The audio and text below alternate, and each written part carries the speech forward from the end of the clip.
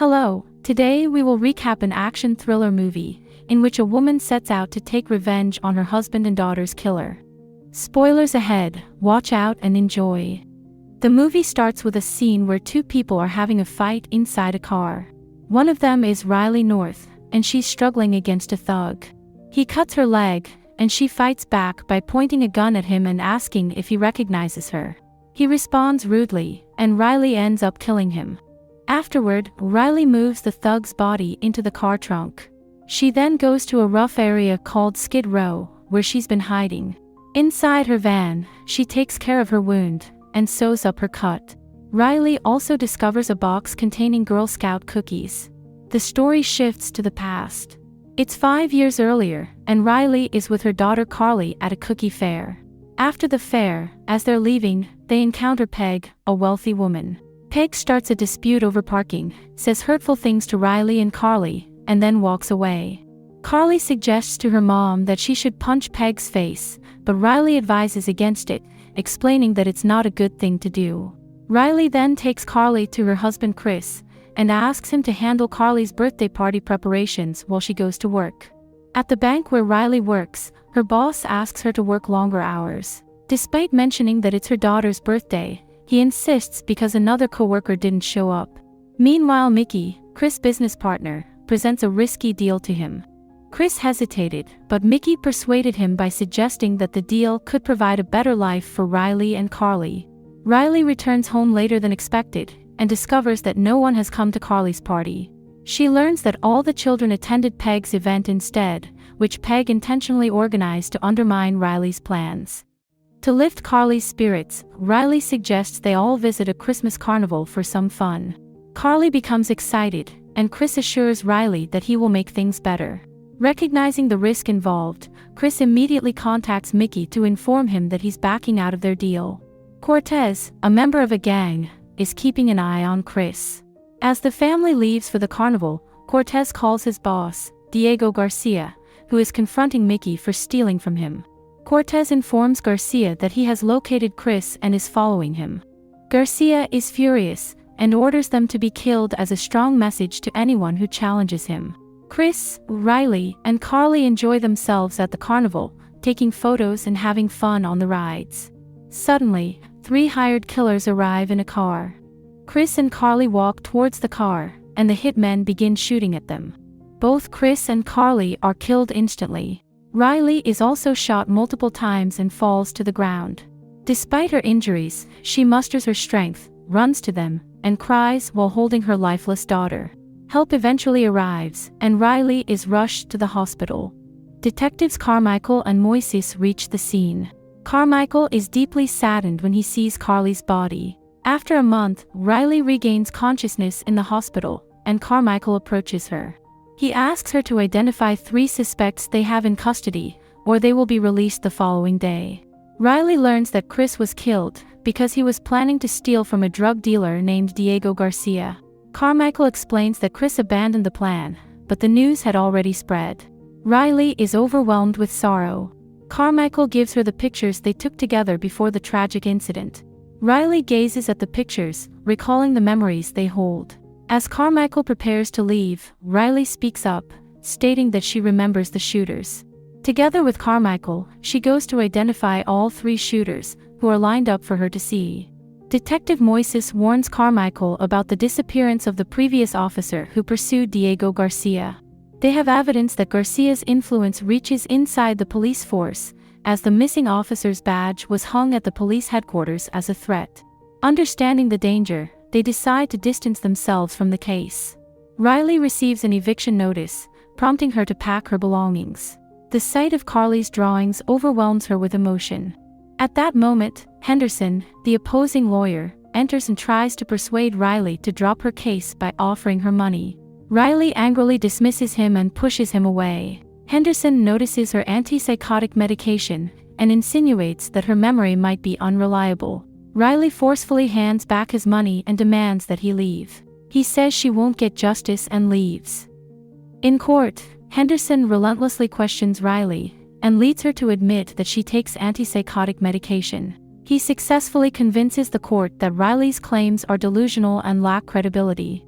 Despite Riley seeking help from her lawyer, the district attorney remains unresponsive and indifferent. Judge Stevens delivers a verdict in favor of the defendants, leaving Riley devastated. Fueled by anger and grief, she confronts the judge, telling them that they were responsible for her family's death. Her emotions escalate, and she rushes toward them, resulting in an officer using a taser on her. The officer takes Riley away, and the judge orders her to undergo a mental health program. Riley injures herself, and officers transport her to an ambulance. Carmichael joins her out of pity. She immediately grabs a cylinder, strikes Carmichael, and flees. Carmichael and Moises search where her family is buried to see if she's back. Riley disappears for 5 years. During this time, she transforms herself into a skilled and deadly killer. After some time, they look at a place where something bad happened, and find that the 3 bad guys are dead. They think Riley did it. At the same time, a person from the FBI, Lisa Inman, finds out that Riley took guns from a store a couple of days ago. Riley is at her secret place, putting her things in a bag and leaving. Lisa tells Carmichael and Moises that Riley also took money from a bank before she disappeared. They think Riley might have done the bad things and has been hidden for years. She arrives on the 5th anniversary of their deaths. One of her targets is Judge Stevens. She tortures him and reminds him of what he did. Afterward, she leaves his place. Riley then goes on a bus and sets off a bomb that destroys Judge Stevens' house. Carmichael finds out that Riley has also killed lawyer Henderson and the district attorney. It becomes clear that Riley is taking matters into her own hands. Garcia learns that Riley is responsible for the deaths of lawyers and their associates. He instructs Cortez to hunt her down and eliminate her. Garcia's problems grow as Riley disrupts 2 of the cartel's shipments, leading them to threaten him. Riley follows Marvin, who works for Garcia, to a piñata store where the cartel's money is laundered. She disguises herself as a poor woman and eliminates 2 men to gain access. The gang recognizes her from the news and opens fire. Riley takes down each member of the gang and confronts Marvin for information. She sets fire to the shop, destroying the money. Marvin informs Garcia about what happened, and he becomes furious when he learns that Marvin divulged their operation to Riley. Garcia suspects Marvin of informing Riley about their lab and kills him. He sets up a plan to ambush and eliminate Riley. Lisa and Carmichael visit the crime analysis department to pinpoint Riley's location. They are surprised by the massive public support Riley is receiving. Lisa identifies an area with consistently low crime rates over the past 3 months and assumes it's Riley's hideout. She sets out to find her. Garcia watches the news and realizes Riley is alive, as a witness spotted her stealing a car. She makes her way to Garcia's headquarters using one of their trucks. Stealthily, she eliminates Garcia's bodyguards from behind the truck. Inside the building, she embarks on a rampage to take down his henchmen. When she finally reaches Garcia, his daughter appears, and upon seeing the resemblance of Carly in her, Riley hesitates to shoot. Garcia seizes the opportunity to stab Riley and flees with his daughter. Lisa contacts Carmichael and directs him to Skid Row, where they find Riley's abandoned vehicle. Lisa wants to catch Riley alive and leverage her information against Garcia and his suppliers. As the realization of someone leaking information to Garcia dawns on Lisa, Carmichael unexpectedly shoots her. Shockingly, it turns out that Carmichael is the mole tipping off Garcia. He shares Lisa's location with Garcia, leading to a massive deployment of his men to search Skid Row for Riley. During this time, Riley confronts Garcia's associate, Cortez, and successfully eliminates him along with his gunmen. Continuing her mission, she discovers Lisa's lifeless body. She uses her phone to live stream it to the media, exposing Carmichael as a corrupt cop. Garcia's voice comes through the radio, summoning Riley to come forward, or he will harm a girl from the neighborhood. Reluctantly, Riley emerges and approaches Garcia. He physically assaults her, but she discreetly retrieves a firearm from the ground. Suddenly, the police arrive on the scene, causing Garcia to believe Carmichael exposed him to the authorities. Seizing the opportunity, Garcia flees from the scene. But Riley catches him, beats him up, and is on the verge of shooting him when Moises arrives.